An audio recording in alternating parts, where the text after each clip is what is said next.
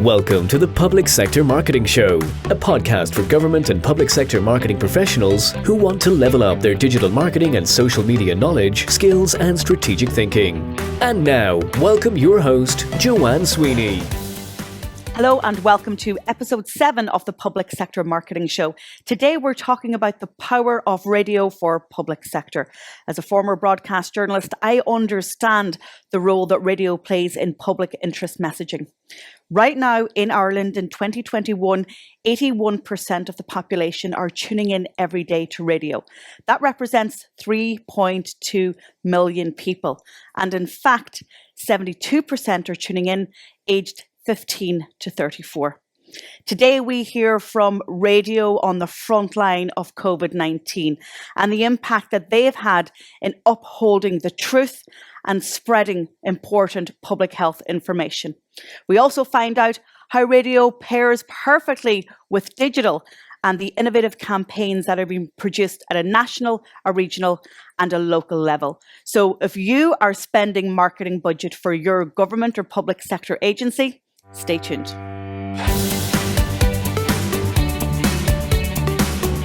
If anything has taught us anything over the last 12 months, is that the power of radio has really helped us during COVID-19. In 2021, 81% of the population are tuning into radio every day. That's 3.2 million people. And in fact, if we go to 15 to 34-year-olds, that number is holding off at 72%. Today, I'm delighted to host this event in conjunction with Learning Waves SkillNet, and we'll hear from Teresa Hanratty presently. We'll also hear from radio on the front line during COVID-19, national, regional and local, and from right across stations and agency as well. As a public sector marketing professional, you'll understand the importance of getting return on investment on your marketing and advertising. But today we want to bring you behind the scenes of campaigning in 2021, how you can integrate radio and digital, but also how you can leave a lasting impact in the mind of the public. The number 2 social media trend in 2021 is actually the rise of disinformation. 3 consecutive studies in 2021 showed that radio in Ireland is a trusted medium. You've all heard it from me before, guys. The number 1 currency in the digital age is trust and transparency. Level up your social media skills by taking our diploma in social media, plus gain an industry qualification. Use the code SOCIALMEDIA20 for a 20% discount. Visit publicsectormarketingpros.com. So let's get going. Let's start by hearing from the Learning Waves SkillNet and hearing from its project manager, Teresa Hanratty. I've been fortunate enough to be working with Teresa over the past 4 years, working with station staff, agency staff on digital for radio. One of my favourite topics as a former broadcast journalist. So Teresa, the stage is yours. Good morning, everybody, and thank you very much, Joanne. You're all very welcome here to our event this morning, which, as Joanne said, is brought to you in collaboration with the Public Sector Marketing Institute and Learning Waves. As Joanne said, my name is Teresa Hanratty, and I am the project manager with Learning Waves. And just to set the scene, I want to tell you the story about Learning Waves. It is the training and development organisation for the independent commercial radio sector. Established in 2004, following a training needs analysis that was conducted by the industry regulator, the Broadcasting Authority of Ireland. And following this study, the industry had the foresight to come together to pool its resources to design and deliver training programmes to develop the people across the sector and to grow and sustain the industry. Funding was sought from SkillNet Ireland, an organisation that many of you will be familiar with on this call this morning, in 2004. And it was granted for a 9-month period. Funding was matched by the sector at the time, and I guess you could say the rest is history.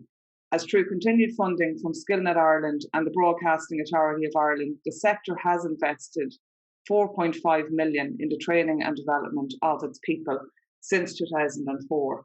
And over 7,000 people have engaged in training and development opportunities with us, resulting in the delivery of 28,000 training days across the sector over the last number of years.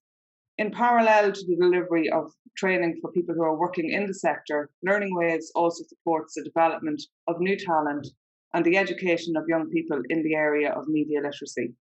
Through the support of the Broadcasting Authority of Ireland, the sector developed a journalism graduate programme in 2019, which saw 5 graduates placed in 5 different radio stations for a period of 5 months. Such was the success of that programme that we have secured funding to roll out that programme with 10 students in 2021, and we hope to launch that programme in the end of March of this year. In addition to this, we educate TY students in relation to media literacy. And as Joanne mentioned earlier, something that has never been more important as it is now with the rise of fake news and false information. And we as an industry and as a training body for that industry are committed to sharing our skills and expertise with the next generation. I guess, like all sectors, public and private, the radio sector is not without its challenges. Most obvious of all at the moment is COVID-19. And were it not for that, we would, I've no doubt, be in a hotel room somewhere presenting this talk to you, and where we would have the opportunity to meet with you for some lunch or a cup of coffee afterwards. But prior to COVID-19, we all saw the economic recession. And on top of all that, the birth and exponential growth of social media. I remember running an event in 2007 in relation to text messaging and the impact that that would have on how people were engaging with the sector and with radio. And little did we know at that time the phenomenon that Facebook would become and the onset of many, many social media platforms following from 2007. But being the resilient, adaptable and flexible sector that it is, radio meets all of the challenges it faces by being proactive, by being forward-thinking, and above all, by investing in its people to future-proof the sector. In parallel to this, there is a relentless move by Learning Waves to continue to source and work with the top trainers and experts in each of these areas that require development on an ongoing basis. By doing this, the skills base and knowledge base across the sector is such that radio can adapt to the changing economic and customer needs at any given time. New skills in the sector means new ideas, new opportunities, new stories to be told, and creative and dynamic ways to get your message out to 3.2 million people on a daily basis. Like all of you, Learning Waves adapted quickly in 2020 to remote working and working with trainers like Joanne Sweeney to design training to be as effective online as it would be if it were being delivered in the classroom. And we did that successfully, albeit it had its challenges. And like many of you this morning, we are continually adapting and continually working on best methods and best practices to make the experience for our learners the best that it can be. Just a snapshot in 2020, we delivered a multitude of learning and training programs right across the sector. We designed certificates, diplomas, partnerships with third-level institutes, and developed new training programs across the sector. From core skills delivered, including voice training, broadcast law, copyright training, HR and employment legislation, to multimedia and digital skills, including our certificate in digital marketing for radio, followed on by a diploma in social media, a diploma in creative radio advertising, and right across the way to podcasting and all of the elements that combine to make radio a multimedia offering at the moment. The sector is equipped to provide you with creative opportunities to tell your story, to amplify your brand, and to connect you with many, many audiences on a daily basis across the country. We work with all of the independent radio stations in Ireland, as you will see on the slide, from local to regional to national, from Cork to Donegal to Galway to Louth and back to Kerry. And as the saying goes, we've got it covered. The success of Learning Waves is not only due to the fact that we work with all of the radio stations across the independent radio sector, but in conjunction with this, we work with the sales houses, IRS, Media Central and Urban Media, whom you'll hear from later this morning, who are the national sales houses for the radio sector. We also have a close working relationship with the industry regulator, the Broadcasting Authority of Ireland and SkillNet Ireland, who provide the funding on an annual basis to match that provided by the sector to deliver our training and development programmes on an ongoing basis. I want to thank you for the opportunity this morning, and it's great to have so many of you on board with such a representative group. I know that we have people here from right across the public sector, including the HSE. We have many ITs, universities, we have got the county councils, we've got MAD, we've got Chagas, we've got the Science Foundation, we've fire and rescue services, to name but a few, and many of our colleagues from across the media sector. I know that for the next 30 minutes, you will hear how radio has connected, engaged with, informed, entertained, and above all, has been a trusted companion to so many people over the last year, a year when they needed it most. And you will hear how radio has done this using a multimedia approach, from on-air to online, and by simply being wherever their audiences are on all platforms. So to start our session on the power of radio for brand messaging, I'm delighted to introduce you to Patricia Monaghan, who is the station editor with News Talk, a national station based in Dublin, but broadcasting across every facet of this country. And Patricia will showcase the power of national radio for brand messaging. Over to you, Patricia. Thank you, Teresa, and thanks to you and Joanne for inviting me to talk about a subject that's very close to my heart, the power of talk radio. In News Talk, we make 18 hours of it every day, so a passion for it is an absolute must. But the power that the medium has is something that becomes very apparent every day, and most definitely not least in the last 12 months. Obviously, around this time last year, everyone's world got thrown into disarray.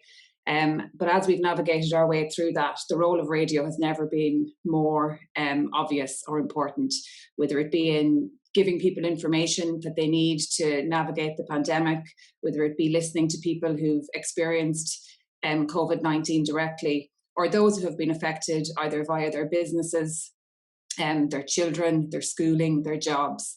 The power of talk radio has never been more apparent.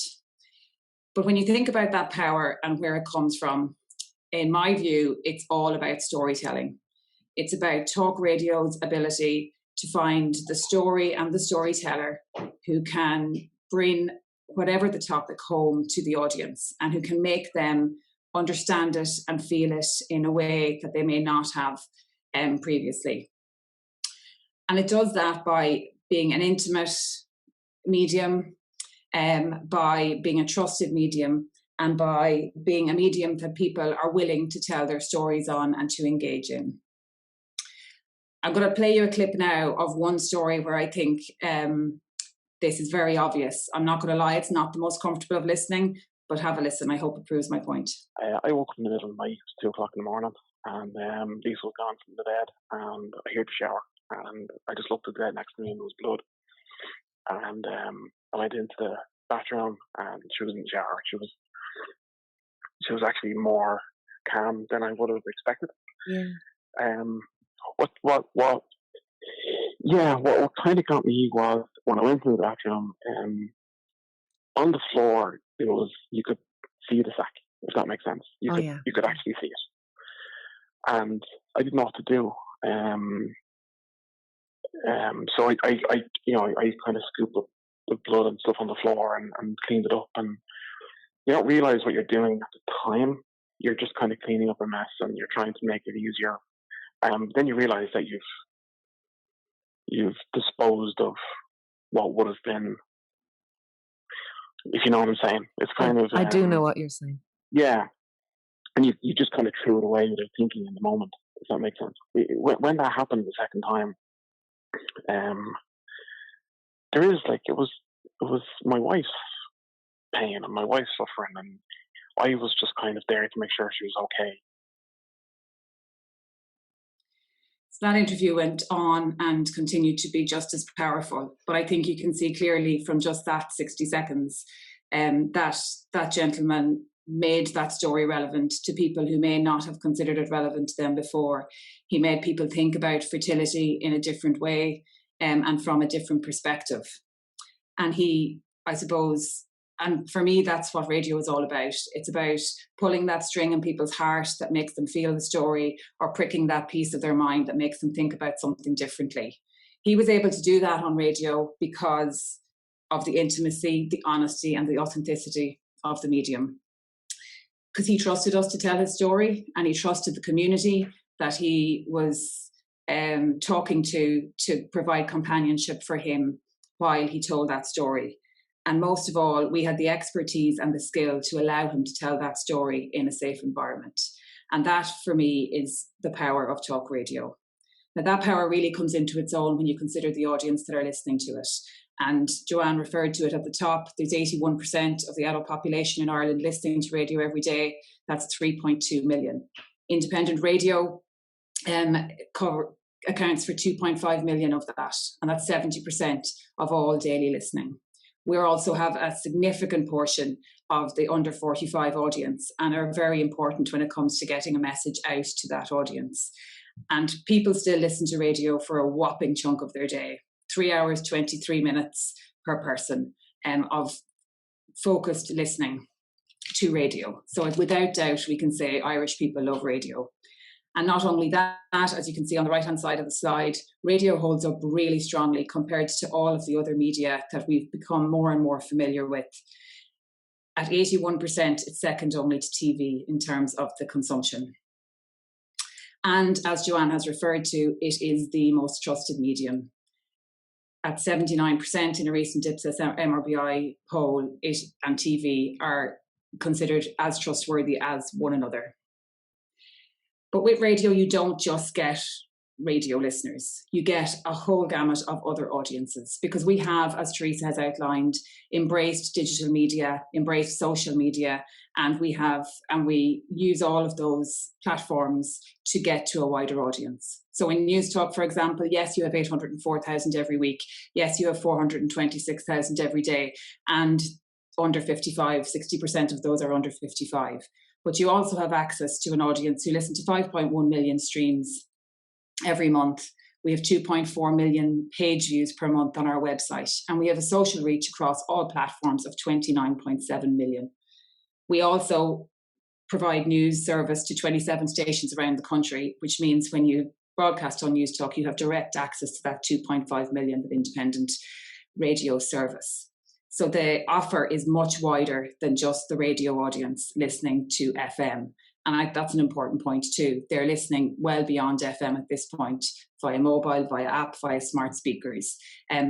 We are moving to other platforms, and they are coming with us because our products are strong and they value them that much. So how can you leverage that power for your brand or the messages you're trying to deliver to an audience? Let me give you a couple of case studies just to illustrate. So this one is the No Excuses campaign, which we ran in conjunction with the Department of Justice early last year. And the idea here was to try and give people a sense, give the public a sense of what actually constitutes sexual violence and abuse, and where it exists casually in society. So once again, this was all about stories. Have a listen to this. I remember going to a football match, and we were in Croke Park, and Dublin were playing, and there's 80,000 people in Croke Park, and I'm the loneliest person because I didn't want to be there. I didn't want to be with him because I knew what was going to happen that night. You anticipated there was violence coming because of the sporting occasion, the drinking? The drinking and his ego. And it got worse when I got pregnant. He threw a vase at me when I was pregnant, put me into early labour. Obviously, it was too early for my daughter to be born. So they injected steroids and into her liver, kidneys and heart. So they stopped it. And Priscilla, was it fear that kept you there? I'll tell you probably what kept me there: embarrassment. And you know what? I still loved him. And around stories like that, we were able to build a campaign that brought home the issue to our listeners. So as you can see there from the slide, it included features across all our primetime programmes, coming from various different angles associated with the campaign. It involved some coverage across our weekend schedule and also on Off the Ball on our Saturday show and our sports show, which obviously accessed a different audience than the primetime schedule. But it didn't only exist on air. It existed on social and in video. So we created these videos, one with Cleena Sadler from the Rape Crisis Centre, another with Nolene Blackwell, to support the campaign. And they would have been shared and pushed out across our social channels. In addition to that, everything was podcast. There were articles written, and all the stats around the campaign were shared on social, which you can see in the next few slides. And in this case, we were able to leverage the strength of the network of stations here in Communicore. So we were also able to, as I said, include some of the campaign on Off the Ball, but also on Spin and Spin Southwest, which gave access for the campaign to a different audience. So as you can see, the gamut of content was wide. That's our website as well. There was content on our website. So that's one example of a case study where you can, and how you can get a message across via radio. Just to give you a second case study just before I finish, it's a very simple and straightforward one, but I think it shows how simple it can be and how it can, I suppose, meet the requirements of the time. So this was a study this was a campaign we ran with the local enterprise office before Christmas. And as you all know, businesses were closed before Christmas. There was no opportunity for retail from a shopping perspective. So what we did on the Pat Kenny show was we featured a different business every day in association with the local enterprise office to encourage people to shop local and to look for local. Again, this was replicated across all our social channels and shared. All the businesses that were featured were shared in articles, podcasts, pictures, a video, and there was plenty of opportunity for consumers to engage with them across a wide variety of platforms. And there was a hub on our website where we featured all the businesses together so that people could go and see what the businesses were offering. So they're just a couple of examples, and there are plenty more, but hopefully it gives you some sense of what the possibilities are around talk radio and how radio can deliver impact for your message or your brand. So we're going from news talk at a national level and we're going across the country to Radio Kerry. Having come from local radio, I know the power of local radio, because if it happens in your county, you go straight to local radio first. So to talk about the power of local, please welcome Fiona Stack, who is General Manager of Radio Kerry. Hello everyone, thanks for the opportunity to take part. It's a very interesting medium to work in. I think all of us that work in it are passionate about it and are very closely connected to the communities in which we work. Radio Kerry has been on air 30 years, so most of the local stations in Ireland are established from around 1990. We have a market share of 54% in Kerry, which compares to our next nearest competitor, RTE1, on 19.5%. So you'll find in most counties around Ireland, the local station is probably the market leader in its own area.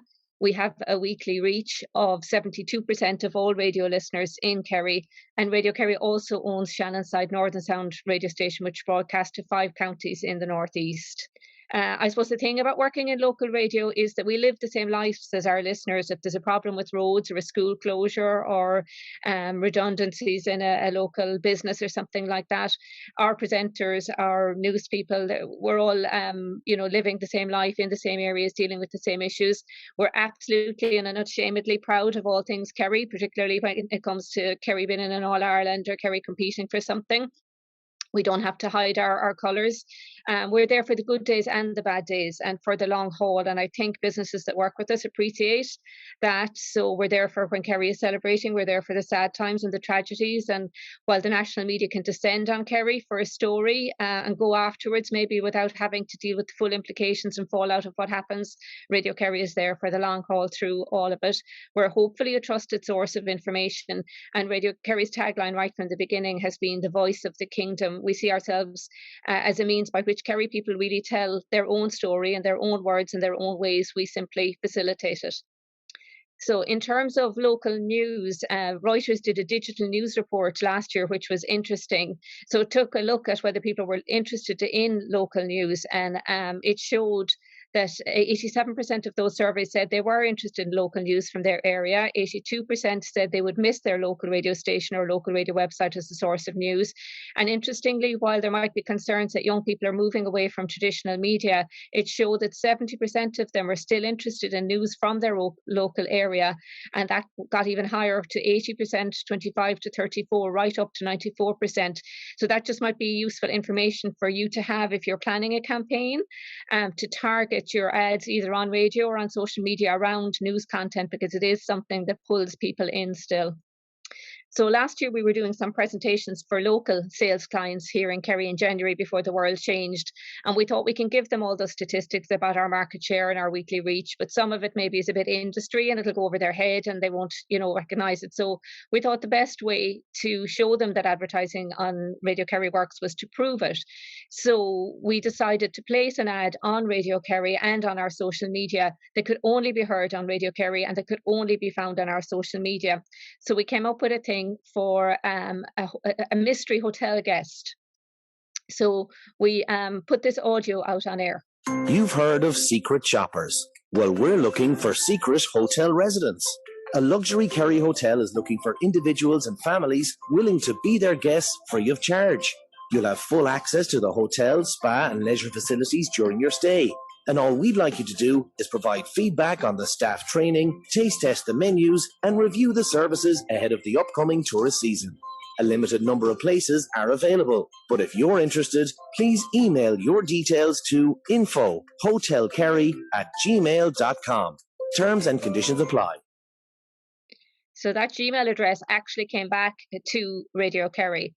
And we didn't want to be accused of false advertising. So we did actually partner with a hotel in Kerry, the Dingle Skellig, who loved the idea and said that they would be willing to have somebody in their hotel as a mystery guest. Only the marketing manager would know and would place them there. So it went up, it went out on our ads on a Friday evening and up on our social media. And by later that night, that print may be too small for you to see, but we had over 3,000 replies within 24 hours of people wishing to take part. So again, we were able to use this then at our sales presentations. This is the only place people could have heard that, either the ad or the social media. It got a huge response. As I say, one lucky family did get to be the mystery guest, and the hotel in question offered a discount to everybody who took part on it. So again, hopefully it showed that we're not just throwing statistics at people. If you place an ad on Radio Kerry, it will get heard. And interestingly, the entries came from well outside Kerry, from Tipperary, from Cork, from abroad. Everybody liked the idea of having a free weekend in a luxury hotel. Surprise, surprise. So when COVID hit last year, obviously there was a big reorganisation for ourselves as a business. We had to separate teams. We had to reorganise how we did it and what we did it. And, we had to think then about the role that local radio should play during that. And we wanted to ensure that we stepped forward, that we were there for all organisations in Kerry through that time. Our phones, our social media never were busier with people coming our way with questions and concerns. And I suppose that was a compliment, that people saw that we would give them reliable, relevant, trusted information locally. But we were very conscious that we were a source of information at that time, that people were relaying to each other, people and stuff like that. So the HSE ads are very powerful, very well scripted, very thorough in getting a message out. But we had a concern that after hearing them once or twice, people may become a little bit more immune to them.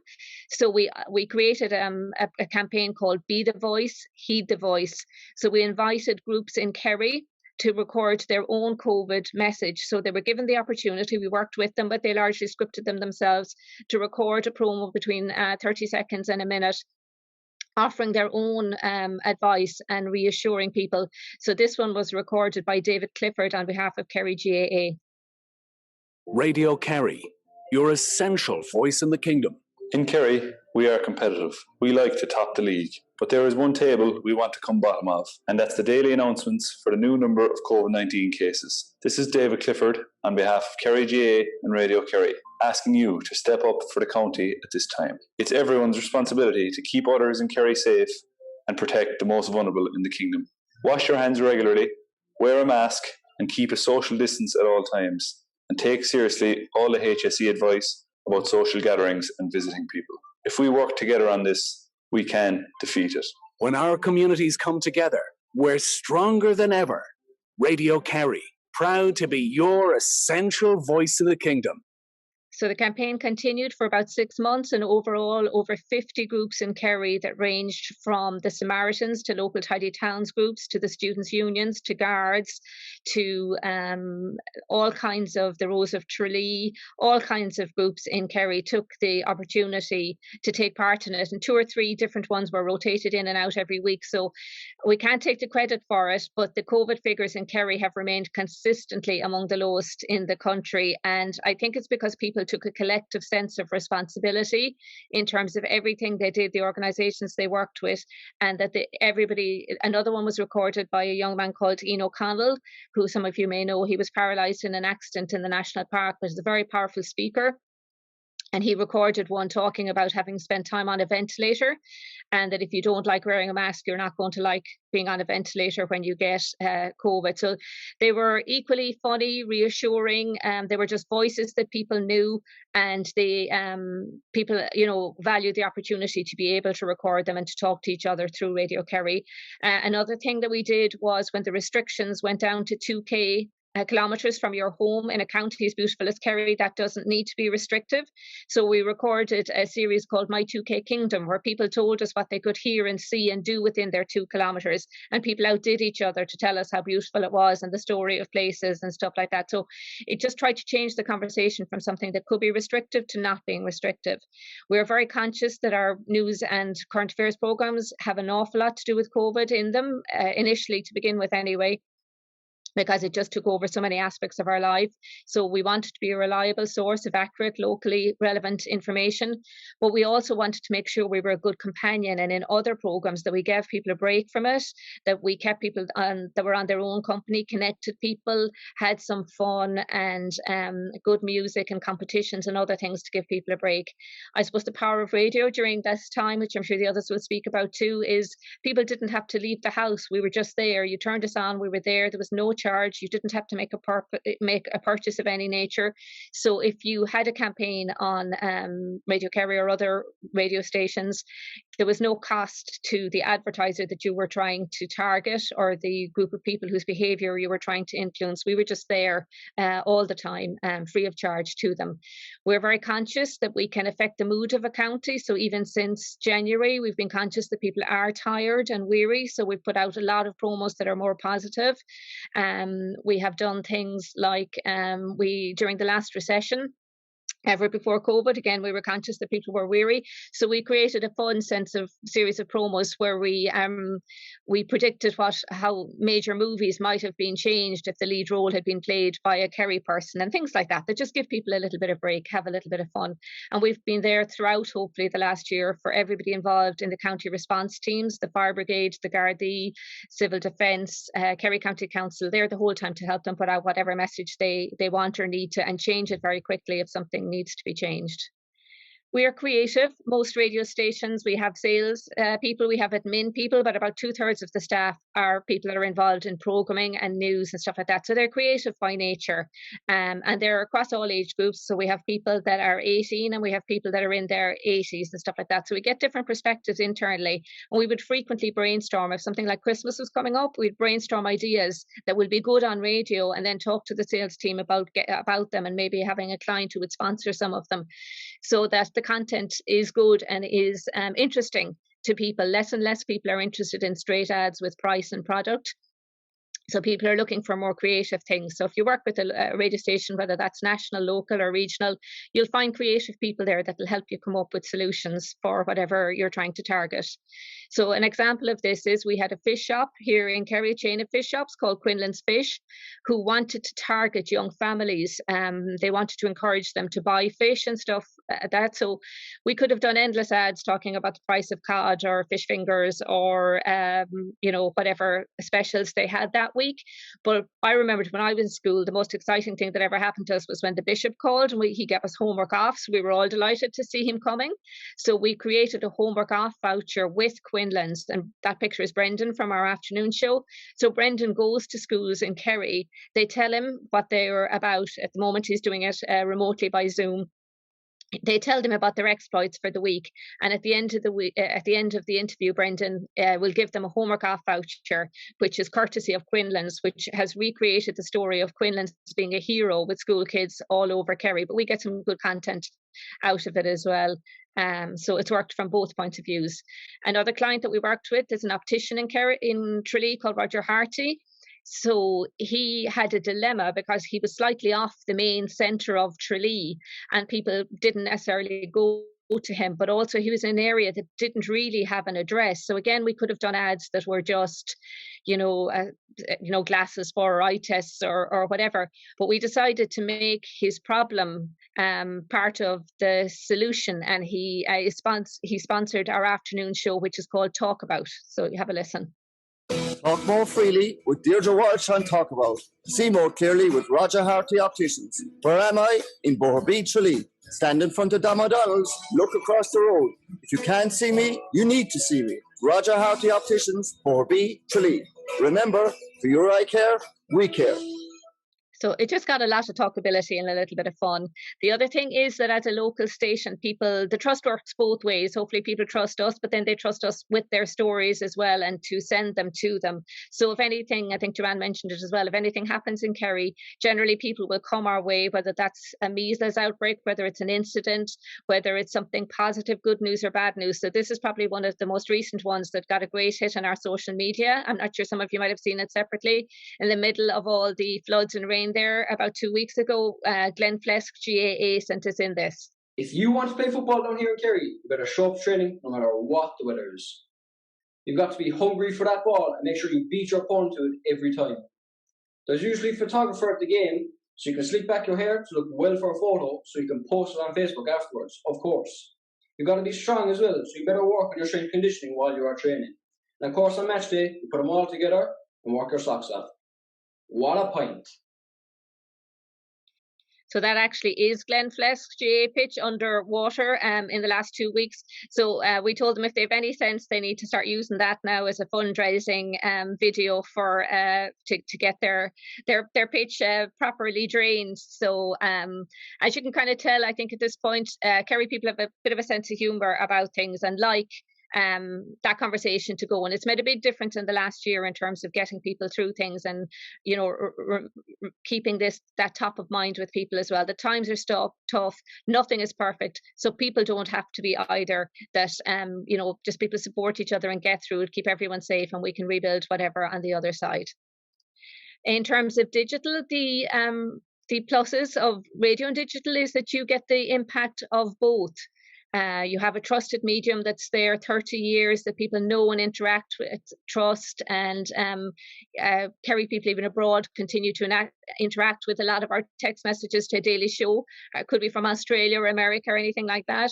So we have digital and social media that people already know and trust. So instead of putting your campaign or your ad just out into cyberspace and hoping for the best, why not match it with somebody that you know will deliver the message well, and that will get to the people that you know and will come under a brand that people are familiar with and already interact with.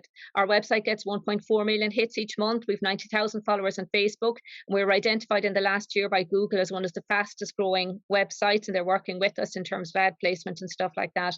We can come up with solutions for you. Just let us know what your issue is, and we're happy to work with people. Again, going back to the fact that we've been a creative team internally, we can turn campaigns around quickly, we can make them locally relevant, and we can adapt them when needed. So we've worked with fire services in Kerry when there's gorse fire outbreaks.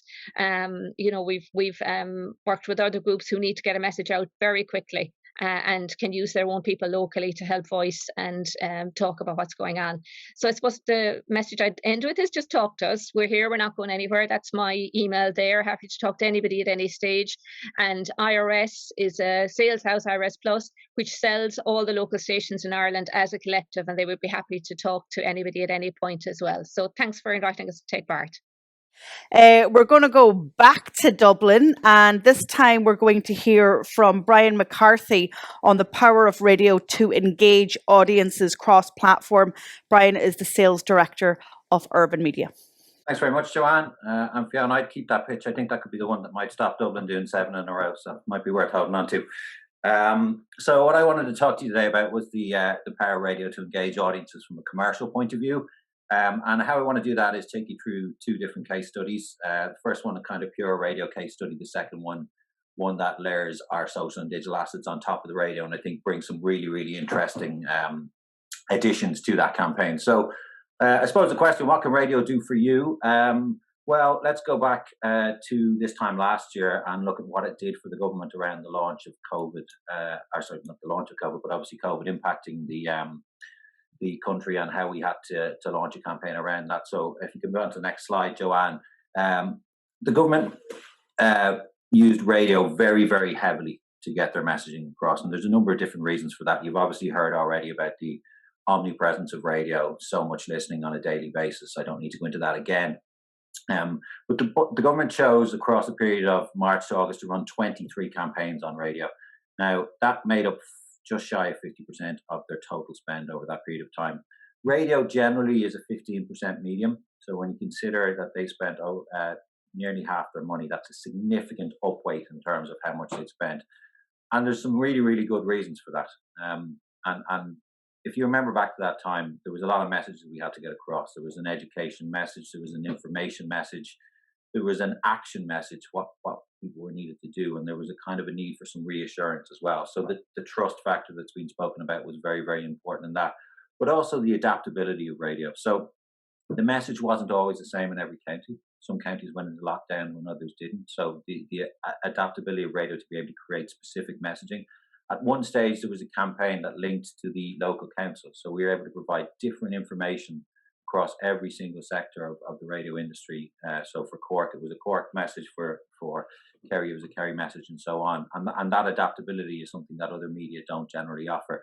And the speed of copy change, again, what was the right message on a Monday wasn't necessarily the right message by the following Thursday. The message had changed because the stats and the data had changed. And there was many a Friday night at 11:30 after a government briefing where I received 90-second copy, despite the fact that we didn't know what that copy contained, how long it was going to be. Every radio station in Ireland was able to turn that around and have it on air the next morning so that the vital information that was needed to get out by government got out. And did that work? Absolutely it did. Cambridge Global Survey ranked Ireland the #1 worldwide in COVID effective messaging over that period, and radio played an absolutely massive part in that. And that's a huge credit to the department of Taoiseach and John Concannon who looked after it. But as I said, I think the choice of radio was a really, really key element in how impactful that campaign was.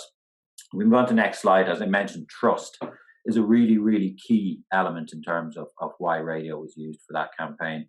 But as we can clearly see from the slide, there's a big, big difference in terms of the trust levels around traditional media, so your radio, TV, and newspapers, and the newer social media. Again, there's been lots and lots of talk of misinformation and fake news and all that sort of stuff. But we also know that there's significant audiences in Facebook and Twitter and Instagram, and that our clients need to get to those audiences. So what we're going to look at in the next case study is how we can leverage that benefit of radio and kind of bring it into other assets. And how we need to do that, I think, first is to look at what a traditional radio sales house is now. So this is our graph for media, but I think exactly the same would apply to Media Central or IRS, as Fiona has already mentioned as well. And I think the key point in this is, yes, FM spot is still a key part of our business. It will remain a key part of our business. It serves a really, really important purpose. But there are so many other layers that are delivered on a daily basis. I mean, we're creating video on a daily basis. Digital audio and podcast is a massive, massive growth area for us as a business, not just for the content that we create, but also for client content. You can be the content owner now. You can create your own content. We can do that for you, and we can put it out to our channels to promote it. We can create digital audio campaigns that are so targeted that you can get right down to specific areas, specific desires that people have, etc., etc. So it's really, really targeted. One of the things that radio may have been criticized before in the past. There's obviously the digital web stuff. There's on street when we're back allowed to do that sort of thing and driving big footfall into certain areas. But some of the kind of areas that mightn't be as obvious are things like Insight. And since lockdown, I mean, we've spent an awful lot of time on Insight because clients just haven't known what to do. The goalposts have changed on a daily and weekly basis, and we've been there, I suppose, with the answers. We've crafted campaigns for clients. We've been able to inform them that, certain things will go down well. Reassurance messages are important. don't go for the screaming sale ads, because that's not what people want to hear at the moment. They want to know you're there for them, and so on and so forth. And we've used worldwide insight, we've used our own internal insight, and it's been really, really important to help clients and just reassure them that they're spending in the right areas. And then creative. We've a creative team in-house across our newspaper and radio business that rivals any creative in the world, and you'll see some of the work they've done in the next case study. And that creative lens to all these areas brings them all together in a creative campaign, really, really important. And last thing I'll say on this slide is that solutions, we have people there all day long. Their job is to take your brief, because no one size fits all. So they will find out what you want to achieve, what you need to achieve, and help create that campaign for you. So moving on to the next slide, we're going to look at one of those campaigns that came in and ran in October of last year across our network of stations. So it was created by ourselves and Studio, who are our creative team, and it was around the Mental Health Minute. So the brief for this campaign on the next slide is very simple. I mean, it's very, very obvious. Obviously, as we were all locked down, as people's habits changed, we couldn't socialize as we previously would have.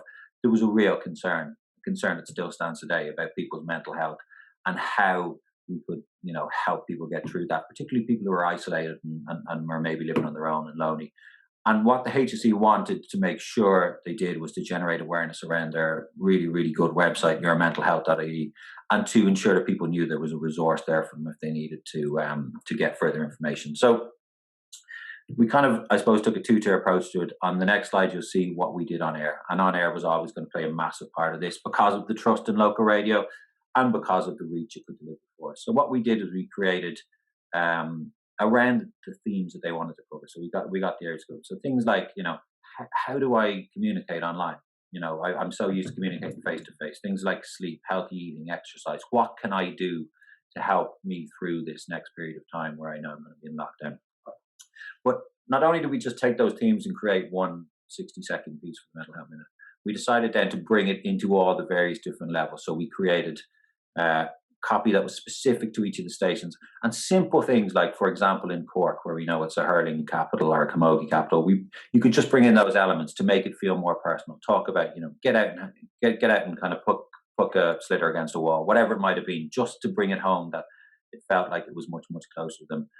But also speak in the station voices. So use the station talent and speak in a voice that the listener was used to listen to from the station. And we can play one example of what that sounds like now. If you could play the Mental Health Minute from FM 104 and the HSE. Lockdown. I'm really fed up of hearing that little expression. Those two seemingly innocuous little words must be my least loved phrase of 2020. And hey, there was plenty of competition too. As for circuit breaker and fire break, it was like a whole new language. We all know what they really mean. We're entering the no crack zone again. But this time, minus the sunshine, the spring flowers, and the sound of birds in the background. But hey, autumn's not too bad. And what we do have is each other, right here on the radio, on the other end of a text, a DM, a WhatsApp group, or an old-fashioned phone call. Do you remember them? And look, whatever we call the next few weeks, we will get through it if we rally around and check in on each other. If you or someone you know is experiencing anxiety or any mental health problem, visit yourmentalhealth.ie for information on a range of supports and services that can help. So again, a tone there very much with the younger audience of FM 104. The tone for the likes of a Galway Bay or WLR would have been very different to that. Now, in terms of where things got interesting from a digital and social point of view, so we knew there was a mental health issue, but we didn't exactly know what people wanted or people needed. So we used our social, and the first part of the campaign was to actually ask. So we put out the question, what do you want to know about? Do you want to know about diet? Do you want to know about exercise? Do you want to know about how to help others be a better listener? What can you do? So that's really, really rich data that we got back from our listenership and our social audiences was able to inform the rest of the campaign. And because we took that step over the first week, what we were able to do then was create a campaign, which you'll see on the next slide, that you had experts from each of the various different areas. You had an expert in diet, you had an expert in sleep, you had an expert in exercise, you had an expert in anxiety. And what they were to do was give short 1-minute videos with tips just to say, okay, this is what you can do in a way that, was really, really easy to digest for the audience. And again, we've shortened the clip here, but I'll just give you one idea. Hi, Hi, my name is Ciara O'Keefe. I'm a principal psychologist working in the HSC with young people who experience mental health difficulties. I'm here to share with you some tips that will help you reduce your screen time. Okay, so again, they would have given a bit more information in kind of real life. And again, off the back of that, what we then built was a further education gallery. So simple tips in an easily digestible way on our social media, just talking about how to be a good listener, paying attention, having patience, how to talk to people to make sure they're all right. Everyone in Ireland says, I'm fine. How do you get behind that? By kind of asking an open question to find out a bit more. All those tips that were really, really beneficial in terms of trying to get it across. And at all times, every single part of it pointed back to the HSE site, yourmentalhealth.ie, because that's where the resource was. Lastly, that was all information based. So to drive further engagement, we wanted to bring our presenters in. And what better way to do that than to kind of have the, don't do as they say, do as they do is obviously a bad way. So they actually got them involved and said, right, take on a challenge, and be that challenge taking on 10,000 steps a day or cycling in out of work or whatever it was, the exercise, putting away your phone. The presenters were able to put out over a period of weeks short videos that again just encouraged everyone else to get up off the couch and do it, because that's exactly what they were doing. And that was the piece of content that really, really drove organic engagement, because again, it's the presenter. Hello there. We've teamed up with the HSC for mental health awareness. My challenge to myself for the week: cycle to and from work. I'm hoping I'll sleep better, eat better, and definitely not be as cranky on that morning shift. I'll keep you up to. I think that's one of Damien's colleagues, so he'll be able to tell you whether it worked or not when he's on next after you. But again, just getting them involved and just encouraging the people out there who to take it on themselves and just to make sure they're looking after their mental health, and that by seeing these people who are kind of established celebrities within your area looking after their mental health, it meant that it might encourage more people to look on. So a really, really good example of radio and social and digital working together. I suppose the ultimate sign of success is that the campaign will run again in April and will be spread out over even more stations. It is unfortunate that it's still required, but I think it's a real positive that we're able to deliver help in that area. So some final thoughts on radio and what it can do. I mean, audio is in a really, really exciting place right now. I think it's experiencing a similar kind of revolution to what TV, video, like of YouTube has previously. I mean, you hear about things like Clubhouse at the moment, which is a huge invite-only social media sector just purely around audio. You look at the investment that has been put into the technology around smart speakers and getting them into people's homes. You look at the investment that people like Spotify have put into the podcasting area. And more recently, you look at the investment that a big European media company has put into Irish radio with the recent purchase of Communicore by Bauer. It's a really, really exciting space to be in, and it's a place that people want to be. And that can only be a positive for advertising. It is the original influencer, be that back to the days when people used to write letters into people like Gay Byrne to find out what to do with their problems, to an era now where we can obviously do that in a much, much more efficient manner by having a two-way conversation across our social channels or across WhatsApp, and informing the show's content on a daily basis by the interaction with the audience. So that's a massive point on it. It's also an influencer that's trusted, which can be a factor with some influencers. Again, back to the point, radio is far more than just a 30-second spot on air now, and I'd encourage everyone to examine more than just booking the traditional 21 spot package, where it is, because there is so much more that can be offered, and you will get way, way more for your campaign in terms of a return. That leads on to digital, providing more targeting and engagement opportunities. Radio is sometimes being criticized for not being able to communicate how effective it is or show its return on investment. With digital targeting and the amount of information we can get back from our audiences now through the digital channels they're listening to, and they are listening to them more and more, particularly as people are working from home, you get much more detail on how your campaign has acted with the audience. So that's a really, really important one, particularly if you have to justify it to the likes of your financial controller. And then finally, just a reminder, you can be the content owner as well as avail of the great on-air content. I'd encourage anyone to look at the creation of audio. I mean, we have an awful lot of digital specific products now. One very quick example, we created a podcast series for Nala called I Can't Find My Glasses. And we promoted on air. So they wanted to get a bigger message and let people understand fully, but then tease it on air so that the people you need to bring it further can go, and they can have a very, very easy listen, because obviously they have potential challenges in terms of being able to read and write. they can listen to what they need to do. And that content can really do a lot of things. It can inform, it can educate, it can engage, and it can entertain, and you can own it and be associated with your brand or your department or whatever it might be. So a really good way to fulfill the needs that you have for your business. And that's me. Thank you. Okay, so we're going now to the sunny southeast, and we're going to hear from the very front line of radio, and we're going to hear from the presenter of Jaysha Today down in WLR-FM, and Damien Tiernan. But before you hear from him live, we're going to take you into his studio and behind the mic. Before we sign off for today, I'd like people to maybe stop what they're doing for a second. Turn off the Hoover, stop typing, see if you agree with this. I'm a straight talker. This is a straight talking programme. It's a way of getting to the truth on a radio station which has your interests at heart. I'm a man to stir it up when necessary, have the crack when we can. You tell me, I'll tell them. And we want this show to become a tribune of the people for Waterford and surrounding counties. We want your news, your comments, your opinion. With me, what you see is what you get. I'll be building on the foundation stones of trust, honesty and integrity for which this show is famous. Today and during the week, we've had stories of heartbreak, loss, suffering, hope, happiness, everyone wanting to do what they can to move Waterford forward. We want everybody who listens to this show to smile, to growl, to get angry, to be inspired, to want to fight for a better future for us all. This is public service broadcasting at real, local, independent level, with income only from advertising. Join me and producers Jennifer and Michael and Des and all the brilliant staff here on that journey every day. WLR, like all local independent radio stations, more than just a radio station, an inspirational vehicle for change, part of what we call Waterford Rising.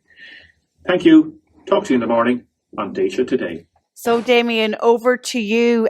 Just give us the context of that short video. Thanks very much, Joanne. Yes, hopefully you can hear me loud and clear, all going well. And I did that a couple of weeks after I started on Jaysha Today 2 years ago, this month, in fact. And I just wanted to, in some way, encapsulate the feeling I had of the importance of trust in terms of independent local radio. Because obviously, having come from RTE and 22 years as the Southeast correspondent, some people were thinking, why would anybody leave RTE to join a radio station or to join a local radio station? Because there's still, particularly within RTE, there's still a kind of a snobbery among certain people about that. And that's how radio was formed, and it's about how I suppose, public service broadcasting is viewed, and also the licence fee. But the context of that was really just about the trust that's there, and all the others that have been speaking already this morning have referred consistently to that, and how then one can combine that with the idea that we don't get any money for free. Obviously, there was a bailout for some sections last year in terms of keeping radio going. But the fact of the matter is that very few people, I think, realise that we are totally dependent still on advertising. I think there's still a disparity out there in terms of the audience that listens to radio, local radio. I think some of them think that we're supported by the government in some way. Now, there are obviously some BAI funding in terms of different sound and vision funding or whatever, but in terms of the basic parameters of how the organisations work. So that's what I was trying to do and trying to get at, and combine that idea that I'm not just a public face. I'm somebody that will be economically very important for this radio station, but also for the people locally to make sure that we survive. And I think that's even now more critical than ever, because there's some radio stations at present losing 10,000 a month, 20,000 a month, maybe even 30,000 a month. The losses are phenomenal. So all what Brian was saying and the others were saying in terms of developing the digital strategy, that's one of the reasons I just did that little video. And anything that I've done in the last 2 years has constantly been pushing back towards the actual program, because that is still where the bread and butter is. I know people are talking about the power of digital and the money that we can get in from digital, but the main issues has to be, how do you drive people back to listen to the traditional sources where the main income still exists? Now, if any local independent radio station is making a lot of money from digital, I'd love to hear it, because I don't think it's true. So until that happens, and as we're able to develop strategies as everybody else has outlined, it has to be all the digital stuff has to show that we are about promoting our area as they do in Kerry and promoting the different areas, but we're driving it back to the radio station and to the programs where you can actually build the advertising around. So that's the digital strategy that I have developed in conjunction with people here. There are others then in the radio station that develop purely online promotional stuff. There's others then, for example, I would have gone out in conjunction with the sales teams and done little pieces to camera and done videos about, I suppose, businesses that are surviving. And again, some of these businesses may not be actually taking out money advertising for the program or for the station at the minute. But if it keeps them to survive, and if it shows that we are actually supporting businesses in times of need, they will say, okay, let's do a little bit of advertising with WLR. WLR is essential for our survival and to get the message out there. So you're building, I suppose, a suite of outlay to promote the main driver of advertising and income to the radio station at present, which is your main programs, whether it be the breakfast show, whether it be the current affairs and news show, and obviously building around the 12 o'clock slot, the 1 o'clock slot, whatever the case may be. So it has to be very targeted and yet at the same time fluid. And to me, the trick is, and this is where we're going to be going in the next year, particularly in WLR, it's to be out and about. The resurgence of the Irish economy and the stories of survival, like literally coming out of a war zone, to get out and about and to do pieces to camera. We may not obviously at the minute be able to do our outside broadcasts, and all the other radio stations will know this as well because of health and safety and guidelines. But the out and about is going to be crucial for radio stations across the country in reaffirming that public trust that's there. And that means going out and talking to people on the streets. It means doing the stories in the little bohereens and just that feeling of the re-emerging of the economy. And I think that's where the public trust will be re-established again over the coming months, in particular over the summer months. And just reflecting everything that's there, it's really exciting. I think it's really exciting, but I also think it's essential for the survival of independent radio stations, because we don't even have time to get into the whole idea of how public service broadcasting effectively is still not recognised in the local and independent sector. There should be money given to all that. Obviously, there's people within RT and the government that would still be against giving a tranche of money to that. Should there be an independent fund set up for public service broadcasting for independent and regional stations, if RT is not going to agree to give some of their money? So many issues there. But I think there's a great opportunity for those that are working in independent local radio stations to reaffirm the public service broadcasting principles, which others have outlined, which effectively have kept people safe and kept people alive. All those messages about washing your hands and the trust that radio has is phenomenal. And I think we can celebrate that over the next few months in terms of the work practices we do and getting out and about. And I'm really excited about it, but it's essential as well. I don't think there's any other option, because if we don't do it, a lot of radio stations are going to be in financial difficulty. A one-stop shop digital marketing and social media resource. Join our membership academy for 12 months. Access a library of how-to videos, template strategies, and organizational policies. Monthly live coaching. Attend webinars with subject matter experts. Meet and network with public sector pros from across the world. Use the code MEMBERSHIP20 for a 20% discount. Visit publicsectormarketingpros.com.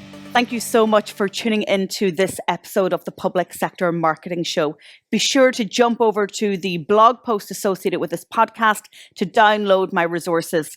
I share with you 3 very important studies from 2020 around radio in Ireland, from Amaric Research, from Ipsos, MRBI and JNLR, and also from Choose Radio.